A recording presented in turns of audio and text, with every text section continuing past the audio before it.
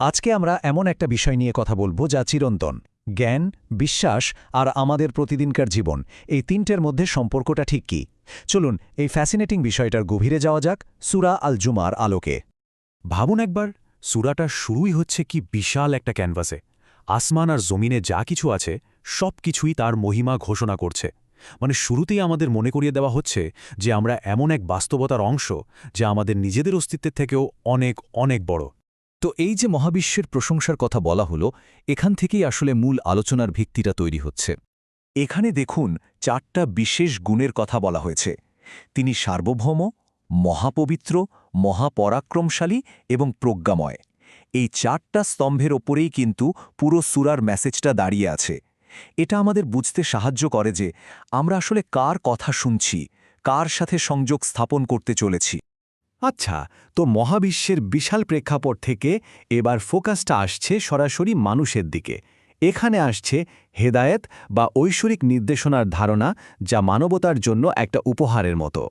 এই যে একজন বার্তাবাহককে পাঠানো হলো, এটাকে শুধু একটা ঘটনা হিসেবে দেখলে কিন্তু হবে না। কোরআন এটাকে বলছে ফাদল বা এক বিশেষ অনুগ্রহ। কেন? কারণ তিনি শুধু কিছু তথ্য দিতে আসেননি, তিনি এসেছেন মানুষকে পরিশুদ্ধ করতে, কিতাব আর হিকমত শেখাতে। এটা আসলে একটা রূপান্তরের সুযোগ। আর সবচেয়ে অবাক করার মতো ব্যাপার হলো, এই উপহারটা শুধু সেই সময়ের মানুষের জন্য ছিল না। বলা হচ্ছে এটা তাদের জন্যইও যারা এখনও আসেনি। তার মানে এই বার্তাটা সময় আর ভৌগোলিক সীমানা পেরিয়ে সবার জন্য। এটা একটা চিরন্তন স্রোতের মতো। এখন আমরা সূরার এমন একটা অংশে আসছি যেখানে একটা খুবই শক্তিশালী, খুবই ধাক্কা দেওয়ার মতো উপমা ব্যবহার করা হয়েছে। এটা জ্ঞানের একটা রূপক যা আমাদের ভাবতে বাধ্য করবে যে আমরা জ্ঞান দিয়ে আসলে করিটা কি। উপমাটায় যাওয়ার আগে এই প্রশ্নটা নিয়ে একটু ভাবা যাক। ধরুন কারও একটা বিশাল লাইব্রেরি আছে, কিন্তু সে বইগুলো পড়ে কোনো লাভই নিতে পারে না। তাহলে সেই লাইব্রেরির আসলে কি মূল্য রইল? এই প্রশ্নটা মাথায় রাখলেই পরের উপমাটা বোঝা অনেক সহজ হয়ে যাবে। এই সেই বিখ্যাত উপমা। বলা হচ্ছে যাদের তাওরাতের জ্ঞান দেওয়া হয়েছিল কিন্তু তারা সেটা অনুযায়ী চলেনি, তাদের উদাহরণটা হলো একটা বই বোঝাই করা গাধার মতো। কি সাংঘাতিক একটা চিত্র, তাই না?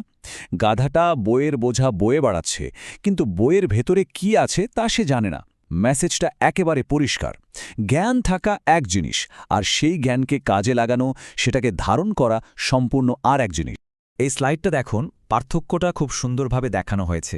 একদিকে আছে শুধু জ্ঞান বহন করা, যা একটা বোঝার মতো, এর কোনো বাস্তব উপকার নেই। আর অন্যদিকে আছে জ্ঞানকে আত্মস্থ করা। এটা তখন আর বোঝা থাকে না, হয়ে যায় একটা ভেতরের গাইড। এই জ্ঞানই আমাদের আচরণ বদলে দেয়, আমাদের পরিশুদ্ধ করে। আর এটাই তো আসল উদ্দেশ্য, তাই? মানে সূরাটা এখানে এমন জ্ঞানের তীব্র সমালোচনা করছে যা কেবল মাথায় আছে কিন্তু কাজে নেই।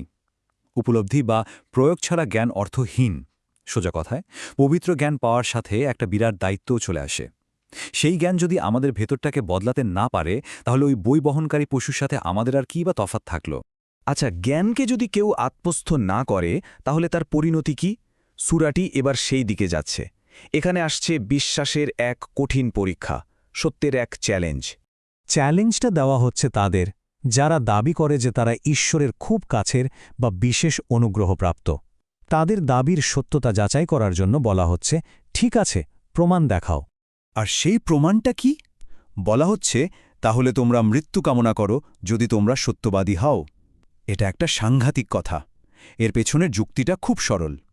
কেউ যদি সত্যিই বিশ্বাস করে যে মৃত্যুর পরে তার জন্য দারুণ কিছু অপেক্ষা করছে, তার তো মৃত্যুকে ভয় পাওয়ার কথা না। কিন্তু ভয়টা আসে কোথা থেকে? আসে জবাবদিহিতার ভয় থেকে, নিজেদের কাজের কারণে। শেষ পর্যন্ত পয়েন্টটা হল, জবাবদিহিতা এড়ানোর কোনো উপায় নেই। মৃত্যু আসবেই। আর সেই মৃত্যু মানে হল যিনি দৃশ্য অদৃশ্য সব কিছুর খবর রাখেন, তার সাথে এক অবশ্যম্ভাবী সাক্ষাৎ। এখান থেকে পালানোর কোনো পথ নেই। এতক্ষণ তো আমরা বেশ কিছু দার্শনিক আর বুদ্ধিভিত্তিক চ্যালেঞ্জের কথা শুনলাম। এখন সূরাটি আমাদের একটা বাস্তব সমাধানের দিকে নিয়ে যাচ্ছে।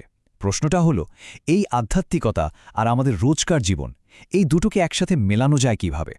আর তার উত্তর হিসেবে আসছে জুমুয়ার ছন্দ। খেয়াল করে দেখুন, এটা শুধু একটা সাপ্তাহিক প্রার্থনার কথা নয়, এটা জীবনের একটা রিদেম বা ছন্দের কথা বলছে। আজান শুনে দুনিয়াবি কাজ থামিয়ে দেওয়া, প্রার্থনার জন্য একত্রিত হওয়া, আবার প্রার্থনা শেষ হলে জীবিকার সন্ধানে বেরিয়ে পড়া, তারপরেও সবসময় আল্লাহকে স্মরণ করা। এটা কাজ আর প্রার্থনার মধ্যে একটা অসাধারণ ভারসাম্যের মত। তবে সূরাটা এটাও স্বীকার করে যে এটা করা সহজ না। পার্থিব আকর্ষণ এর টান অনেক শক্তিশালী। এখানে একটা ঘটনারও উল্লেখ আছে।